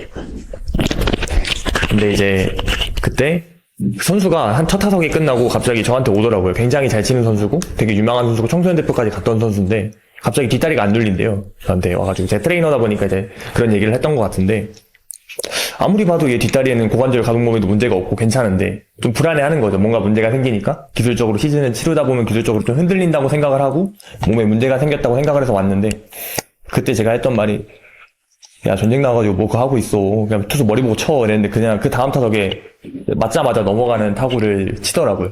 그래서 그 이후로 다시 자신감을 찾고 황금사자기 청룡기 때 잘해서 그때 청소년 대표까지 갔던 그랬던 친구가 있는데 교수님 말씀 들으면서 굉장히 지금 그때 기억도 좀 나고 굉장히 좀 공감이 많이 됐어서 사실 저는 트레이너다 보니까 이제 아무래도 교수님 말씀대로 재활이나 그냥 일반적인 트레이닝 시킬 때 트레이닝 초기에는 아무래도 내적표를 조금 많이 쓰는 것 같고 하면서 이제 선수가 좀 더 현장에 가야 되고 필드에 가야 되는 상황이 올 때 조금 더 다이나믹한 환경에 노출시키고 조금 외적 큐가 좀 자연스럽게 나올 수 있게끔 좀 그런 것들을 발현하려고 노력을 많이 하고 있는데 좀 더 그런 아이디어들을 더 얻고 싶고 그런 생각들을 계속 해보려고 노력해보겠습니다. 그 전에 그러면 이게 다리가 안 눌린다고 해가지고 단순히 그냥 공만 그러니까 사람 바라보고 쳐 말고 또 다른 이렇게 어떠한 액션을 좀 했나요? 그러니까 내적 큐라든지 뭐 이런 고관절에 아무 이상이 없다 그랬잖아요. 네네네. 그러니까 처음에 어떤 게 접근을 했어요? 일단은 다리를 스트레스를 벌리고 섰을 때 이 친구는 다리를 들고 치는 선수였는데 다리를 들고 이 다리를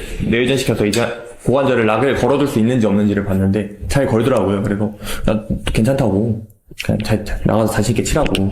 그리고 시합 상황이니까 그냥 조금 더 지금 말은 제가 조금 순화시켜서 했지만 조금 더 다이나믹하게 이 선수를 좀 각성시킬 수 있게끔 좀 강하게 얘기를 했습니다. 아, 이렇게. 네. 욕하면서 정신 차려라 약간 이렇게 얘기. 아 그러진 않을까요? 네. 네. 아, 예, 예. 혹시 골프는 제가 레슨을 받아보면 외적 큐를 받아본 적이 한 번도 없거든요. 이거는 그냥 제가 못해서 그런 걸까요? 아니면. 골프에서 뭐 엘리트 선수들도 해보셨을 거고 이제 해보셨을 거라고 저는 감히 가정을 하는데 좀 다르게 접근을 하시나요? 문제가 라고 생각을 해요. 내적표가 무조건 나쁘다는 아닌데 네. 사실 움직임 자체는 골프채를 어떤 방식으로 이제 지각을 하고 골프채를 이렇게 사용해야겠다라는 거에 따라서도 사실 충분히 변화는 일어나거든요. 근데 이거는 이제 제 경험적인 부분인데 네네. 이렇게 대화를 해봤을 때 뭔가 추상적인 그림들을 좀 잘 못 그리시는 분들이 계시더라고요. 그러니까 뭔가 상상력 자체가 뭔가 그러니까 대부분 저희가 사용하는 큐들은 사실 되게 거의 은유에 가깝잖아요. 실제 나오는 현상이라기보다는 이제 추상적이니까 그런 것들을 좀 잘 그리는 분들은 확실히 외적 큐가 퍼포먼스가 훨씬 좋은데 그렇지 않은 분들은 오히려 이제 더 갈피를 좀 못 잡는 경우들도 많아서 그런 분들은 오히려 내적 큐가 조금 더 명시적이고 좀 단순해서 더 효과가 개인적으로 괜찮다고 생각은 하고요. 근데 외적 큐도 좀 명시적으로 뭐 공을 바라봐라, 타겟을 바라봐라 이런 것들도 좀 근데 사실 저는 이제 연습장에서 보통 스윙 변화를 주는 코치다 보니까 네네네. 뭐 공을 바라봐라 이런 거는 거의 주지는 않는 편이고 네네네. 대신 골프채를 뭐 이런 느낌으로 사용을 해봐라라든가 네네.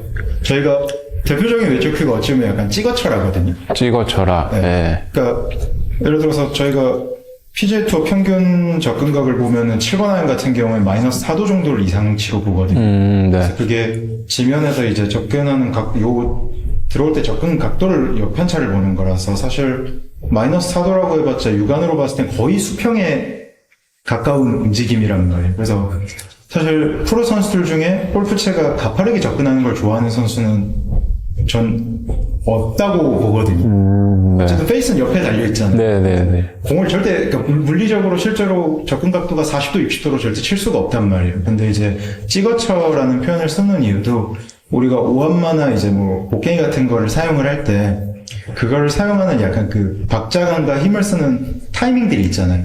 그러니까 약간 그러니까 감속, 그러니까 힘 쓰는 포인트랑 약간 리리스 포인트들이 존재하잖아요. 곡괭이를 찍을 때. 그게 방향만 바뀌었을 때 골프 클럽을 다루는 약간 뉘앙스랑 되게 비슷하거든요. 그러니까 대부분 임팩트 때 이제 어쨌든 클럽이 빨라져야 되는데 보통 골프채에 대한 인지가 떨어지다 보니까 몸이 임팩트 구간 릴리스 포인트에 오히려 가까워져서 빨라지는 경우들이 되게 많으시단 말이에요. 그래서 그런 분들한테 찌거치라는 표현을 썼을 때 이제 몸이 오히려 전환 구간에서 빨라지고 그 힘이 이제 클럽으로 전이 돼서 임팩트 구간에서 빨라지는 어떤 그런 클럽을 다루는 뉘앙스를 약간 전달하려고 많이 쓰는 표현이 이제 찌거쳐라 네네네. 건데 그게 이제 좀 그러니까 정말 직관적으로 이제 가파르게 쳐야 된다, 쥐어 박아야 된다 이렇게 오해가 되는 경우들이 많은데 그래서 골프 클럽을 어떤 방식으로 다룬다라는 식의 외적 큐를 저는 조금 더 선호하는 편이기는 해요. 어떤 움직임의 변화를 줄 때. 네네네. 근데 사실 현대 사회에서 혹시 여기서 곡괭이질이나 오한마질을 해보신 분이 저 군대 때 많이 했습니다. 네. 우한 맞습니다. 네. 저 예전에 파병 갔다 와가지고, 하느냐고, 곡괭이질 많이 했습니다. 네. 저 시골에 살아서 저도 이제 자주 했었었는데 생각보다 많이 없으시더라고요. 그러니까 이제 그러니까 도저히 어떤 이미지인지 자체가 그림이 아예 안 그려지는 거죠. 전이 자체가 안 되는 거죠. 이제 배경 지식 자체가 없으니까. 그래서 그런 분들한테는 확실히 내적 큐가 조금 더 그냥 직관적이고 연습 방향을 잡는 데는 좀 더 괜찮았던 것 같아요. 근데 그게 아니라면 사실 내적 큐가 일단 몸의 긴장감도 좀 많이 유발하고요. 저기서 얘기한 것처럼 이제 조직 코디네이션도 좀 많이 깨지는 경향이 없잖아 있는 것 같고. 네. 근데 또 반대로 여성 프로 골퍼분들 같은 경우에는 되게 명시적인 걸 좋아하는 경우가 많아요. 오히려. 네. 예를 들어서 제 친한 형들 같은 경우에 보면은 그 왜 펫뷰나 이렇게 혹시 트랙맨 같은 요새 이제 측정하는 기계들 있잖아요. 네. 그런 데이터 장비들에서 치는 것 자체를 싫어하는 형들도 제법 있거든요. 그러니까 이 기계가 내가 공 치는 걸 간섭하는 것 같아. 예. 그러니까 나는 이렇게 서서 이렇게 치고 싶은데 네. 얘는 이거를 못 쓰게 한다 이거예요. 그러니까 나는 우측 보고 닫아치고 싶은데 얘는 그걸 이제 틀렸다라는 식으로 얘기를 하니까 네. 자꾸 신경이 쓰이는데 오히려 남자들은 좀 그런 경우가 많은데 여성 프로들 같은 경우에는 오히려 되게 명시적인 걸 좋아하는 경우가 많아요. 뭐 스윙기가 그게 심리적으로 조금 더 편하다고는 하더라고요. 시합을 할 때 이렇게만 하면은 내가 이것만 지키면 괜찮은 공이 나와라는 약간 그게 조금 더 중요한 경우들이 있어가지고 그런 경우는 내적 큐가 조금 더 효과적인 경우들이 있었고. 이건 또 제가 처음 듣는 얘기라서, 네. 그러니까 이게 좀 심리적인 거라서 사실은, 네. 심리가 사실 눈에 보이지 않고 그래가지고 너무 무한한 분야라서 저도 모르고. 붙잡고 싶은 뭔가. 그쵸. 뭔가 시합 때 미들 구석이 저희 스윙키라고 보통 얘기를 하거든요. 그러니까 내가 이것만 하면 적어도 이런 공은 안 나와라는 게 이제 조금. 근데 그런 분들이 실제로 아웃컴도 좋나요? 대창이 됐습니다. 실제로 그런 분들이 아웃컴도, 그러니까 성적도 좋고 뭐 네, 이렇게. 괜찮은 경우들이 많습니다. 오히려 추상적으로 줄 때보다 명시적으로 줬을 때 오히려 효과가 더 좋은 분들도 많았어요. 근데 이제 대부분이 여성인 경우는 좀 많았어요. 제 경험상은. 네. 그 명시적으로 딱 줬을 때 네네. 오히려 심리적으로 안정감을 갖고 아웃컴이 더 좋은 게 여성분들이 더 많았던 것 같아요. 그러니까 이거는 또 새로운 그런 책에 나오지 않는, 그러니까 이게 새로운 요소가 이게 남성과 여성의 차이인지 아니면 뭐 또 다른 차이가 있겠죠. 네. 그래서 이건 또 다른 얘기인 것 같다. 확률적인 이야기예요. 그럼요. 이제 뭐 내적큐가 더 좋은 분들이 있었고 네네네. 여성도 내적큐가 더 좋은 분가 있었고. 저는 이제 그때 하여튼 그 신기해 지금 말씀 들으니까 되게 좀 뭐랄까 되게 흥미진진해요, 사실은. 아, 이게 남성과 여성의 차이일까? 뭐, 이런 생각도 또 들게 되는 거고, 또 다른 요소가 있네? 뭐, 이렇게 얘기가 어쨌든 실험할 때는 그런 것들 변인을 다 이렇게 저희가 처리를 하고 실험을 진행을 하니까. 그래서 엘리트 레벨이냐, 그 하위 단계, 그냥 약간 취미. 그죠. 그 정도 진짜 많이 레벨에 나는 따라서 차이가 남녀 차이 이런 것보다는 좀 훨씬 더 클 것 같다라는. 네, 그거는 맞는 것 같습니다. 예. 압박감의 수준이 다르니까. 그죠. 예, 예. 뭐, 못 쳐도 그만인 골퍼와 한타 한타에 자기 커리어가 달려있는. 맞아요. 예. 분명히 달라질 거니까. 예. 그리고 한 가지 더 차이가 있는 게 몸의 코디네이션 자체가 괜찮은 분들은 외적 큐가 조금 더 괜찮다고는 느끼기는 해요. 코디네이션이 좋은 분들. 그러니까 예를 들어서 뭐 클럽을 빨리 휘둘러 보세요라든가 손을 빨리 휘둘러 보세요라고 했을 때 하체 움직임에 변이가 일어나시는 분들 같은 경우에는 외적 큐가 더 효과가 좋은데 이제 손의 움직임을 얘기했을 때 하체 움직임에 변화가 없는 분들이 계시거든요. 운동을 좀 그러니까 이건 운동을 어릴 때부터 좀 다양하게 해보신 분들은 사실 그림만 바꿔줘도 하체 움직임에 변화가 생기거든요. 네. 근데 어떤 손이나 뭐 이제 클럽 쪽의 움직임을 이야기를 했을 때 하체 움직임은 변이가 안 일어나시는 분들은 대부분의 외적 큐가 잘 먹히진 않았어요. 그러니까 그분들은 이제 뭐 아답타빌리티라 그래야 되나? 그러니까 적응력이 떨어진다는 말을 그러니까 가변성이 떨어진다는 말을 많이 쓰거든요. 모터 컨트롤에서. 예.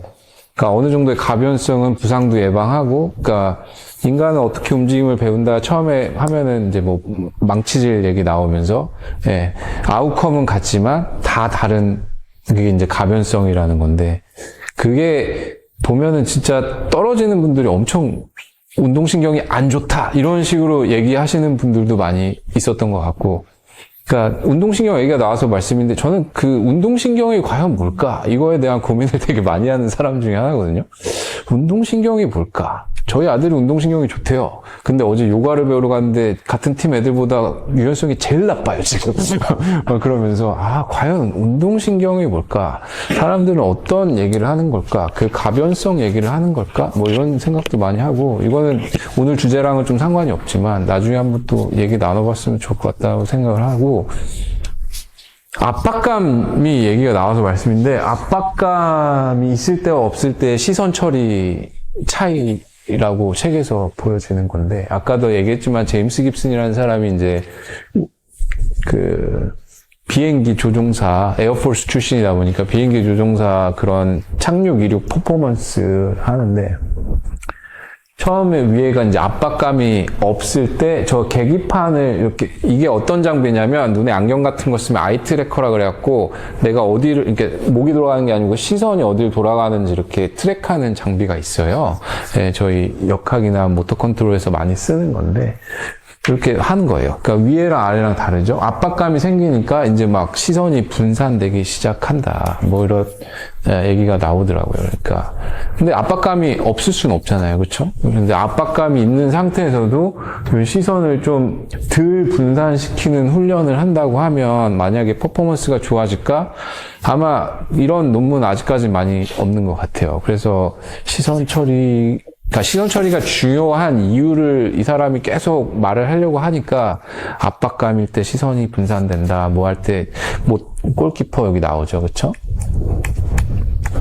못하는 골키퍼는 페널티킥 상황에서 계속 여기저기를 본다. 그게 이제 이 사람은 정보를 잘 못 찾는다라는 식으로 이제 이 사람은 랍 크레이라는 사람은 얘기를 해서 이 골키퍼 같은 것도 책에서는 이제 사람의 시선이라든지 표정을 먼저 보고 얘가 어디를 찰지, 이거는 예측을 어느 정도는 해야 되는 문제라고 생각을 하는데, 어쨌든, 그거를 먼저 이제 확인을 하고, 그 다음에 찰 때 이제 공을 하는데, 얘가 말하고 싶은 거는 시선이 여기 갔다, 여기 간다, 이거예요. 그러니까 여기 갔다, 여기 갔다, 여기 갔다, 여기 갔다, 여기 갔다, 여기 갔다, 이런 게 아니고, 짧은 시간 안에 필요한 정보를 팍팍 이제 캡처를 해야 되니까. 실제로 여기 축구하시는 분은 안 계시죠? 네, 저 개인적으로 축구를 별로, 또 괜히 말 실수하면 안 되니까.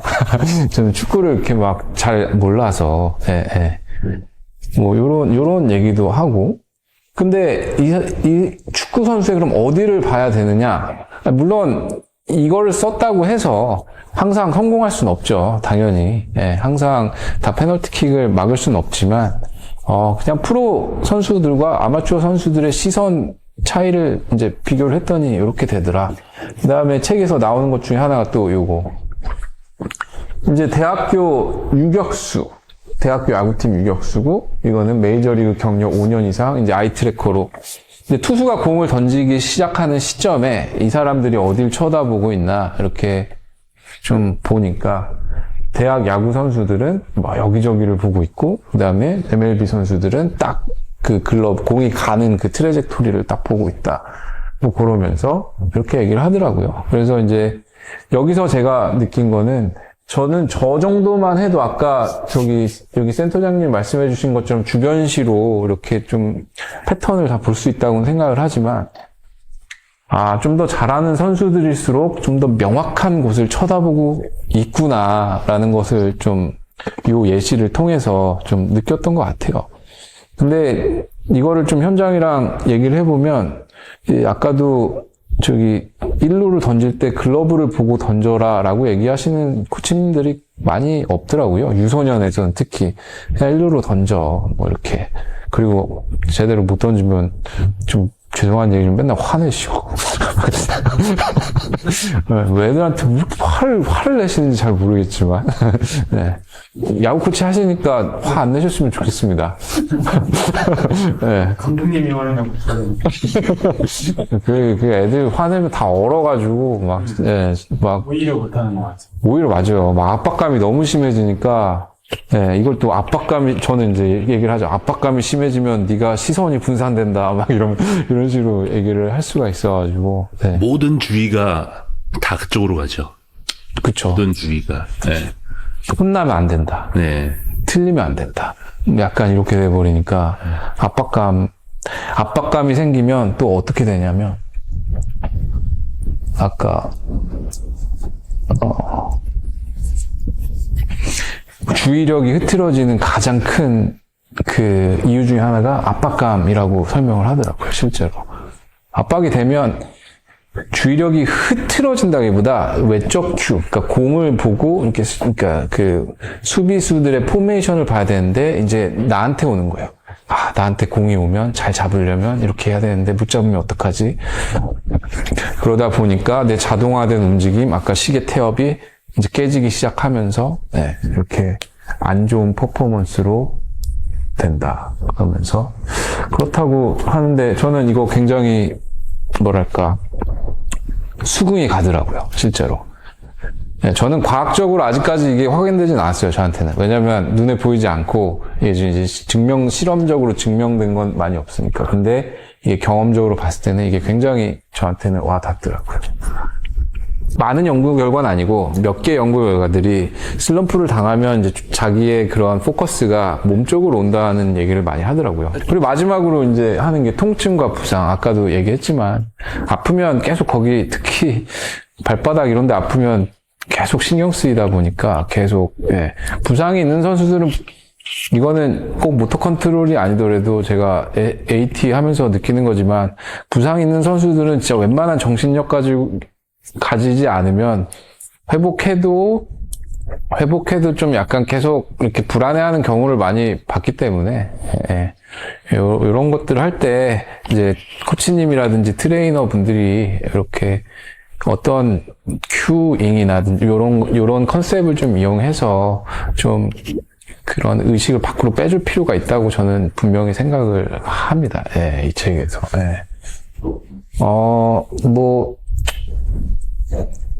제가 좀 질문을 던지고 끝낼게요.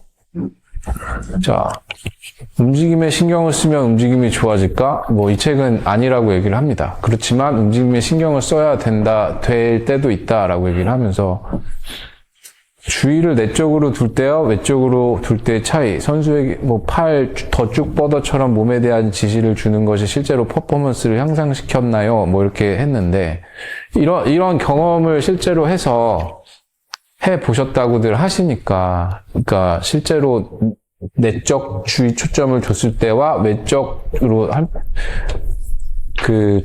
말이 어렵네요. 외적 주의 초점을 이용을 해서 실제로 한번 적용을 한번 해보시면 좋을 것 같아요. 최근에는 그러려고 하고 어떤 게 있죠?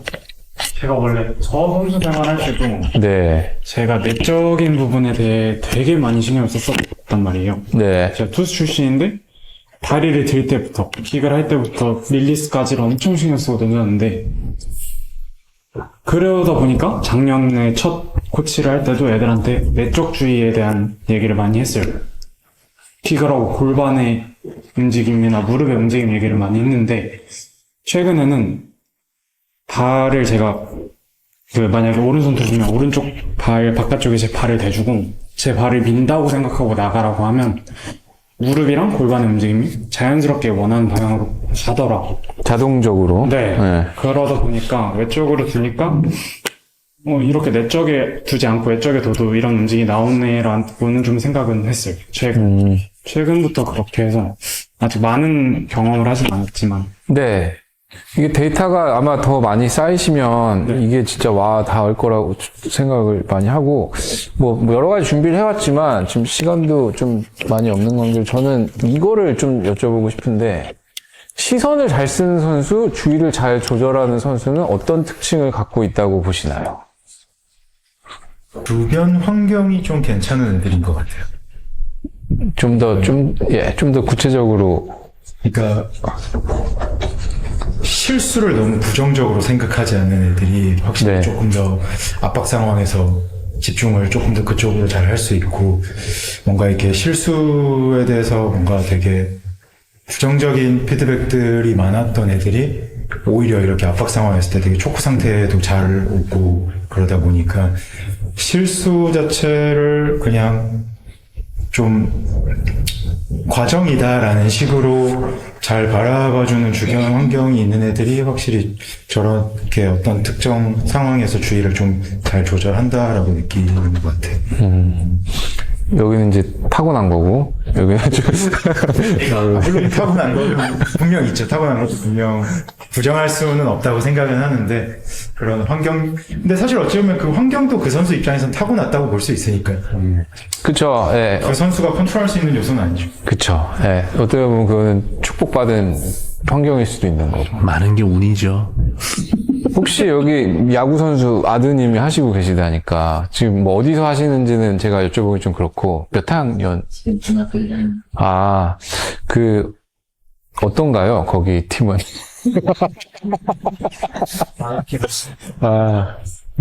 아니면 혹시 오늘 좀 제가 설명드린 거에 있어서 좀 이렇게 와닿는 거라든지 좀 인상 깊었던 게 있으실까요?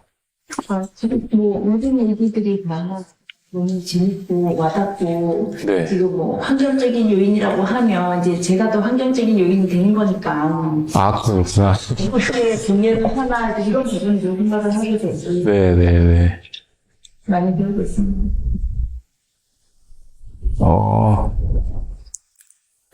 제가 방금 말씀하셔서 좀 떠오른 생각은,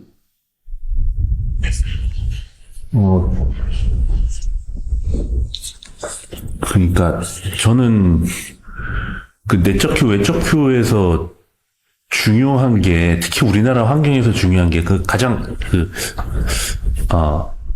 좋은 사례가 저 예전에 윤희상 코치님, 지금 KBSN 해설하시고 송도에서 파이어볼 아카데미 운영하시는 윤희상 코치님이랑 전화통화하면서 들었던 얘기인데, 보고 제가 쓴 책 선수를 깨우는 코치의 말에 너무 좋아가지고 거기 담았던 내용인데, 네. 그러니까 그 크로스 스탠스가 너무 심해가지고 이걸 교정하려고 여러 가지 방법들을 다 써봤는데 잘 안 되시더래요. 그래가지고 그냥 다리를 어떻게 하고 허리를 어떻게 하고 해서 잘 안 돼서 왼손 투수였거든요. 거의 1, 2쪽 더 보고 던지는 느낌인데 어디를 향해 던진다고 생각하고 던져봐 하니까 조금 돌아오더래요. 그동안 계속 안 되던 것들이. 그 다음에는 아예 그냥 발을 놓을 위치를 거기다 테이프 같은 걸 바닥에다가 깔아놓고 그냥 여기 밟고 던져. 하니까 또 조금씩 돌아오고. 근데 코치님 하셨던 말씀 중에 그게 저는 인상 깊었거든요. 아, 그렇게 하니까 내가 좀 제대로 안 가르친 것 같은 느낌이 들더래. 내가 이렇게 가르쳐도 되는 거야? 이런. 그러니까 뭔가 코치님들이 선수의 어떤 테크닉이나 메카닉이나 기술, 동작을 교정할 때 어떤 문제가 되는 부위에 대한 움직임을 명쾌하게 설명해주고 그게 반영돼가지고 선수의 움직임의 변화로 나타날 때 본인도 거기에 대해서 만족감을 느끼는 것 같고 뭔가 자기 일을 했다라고 느끼는 거죠. 근데 거기에 반해서 이제 뭐 외부에 뭐 어딜 뭐 대상으로 향해서 던지라든가 뭘 밟고 하라든가 하는 뭔가 좀 일을 건성건성한 듯한. 네네네. 그리고 아까 그 김민진 프로님께서 말씀하신 것 배우는 사람도 코치가 나를 제대로 가르치고 있다?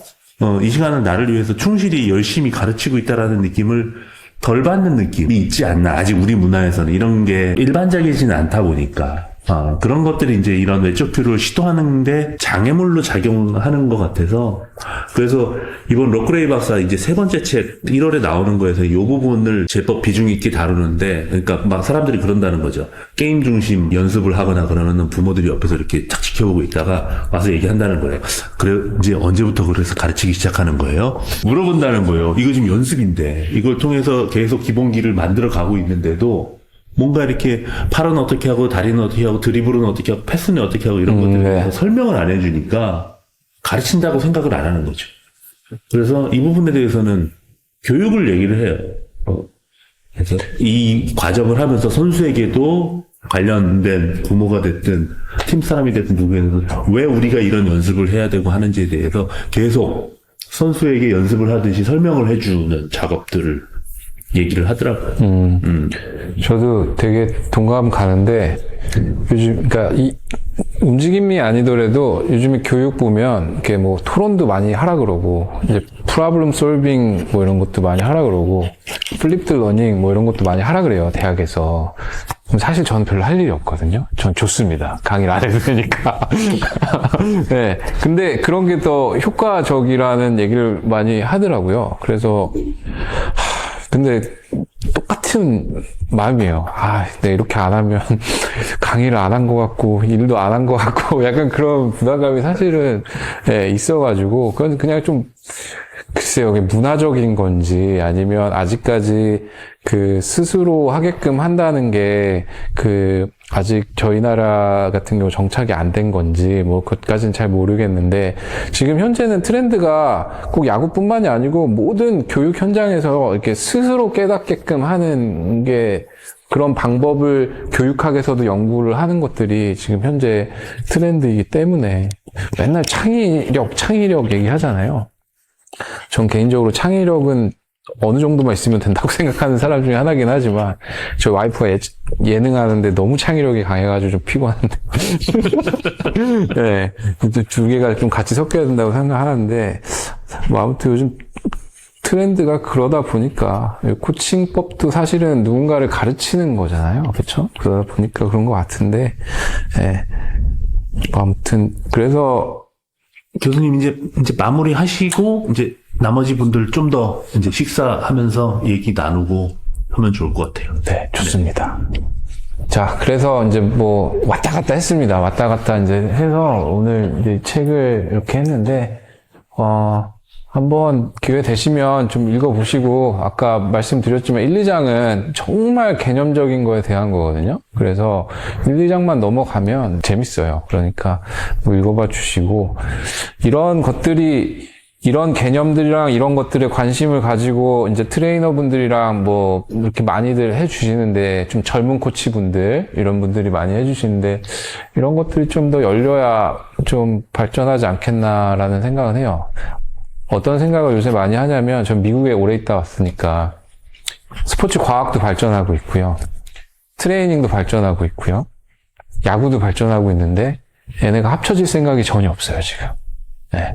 그러다 보니까 이게 좀 합쳐지는 것 같이 잘 되는 나라가 저는 개인적으로 일본이나 저기로 알고 미국은 뭐 말할 것도 없고 네, 알고 있는데 이게 좀 합쳐지려면 어떻게 해야 될까 이런 고민들을 좀 많이 하게 되는데 결국 제 역할은 기회를 주셔서 번역을 하긴 했지만, 이렇게 좀 많이 얘기를 하고 다녀야 되지 않나, 이런 생각이 들어서 오늘 이제 북토크를 진행하게 됐고, 또 제의를 해주셨고, 예. 아무튼 오늘 좀 유익한 시간이 됐을지 잘 모르겠는데, 감사합니다. 네, 네. 제가 좀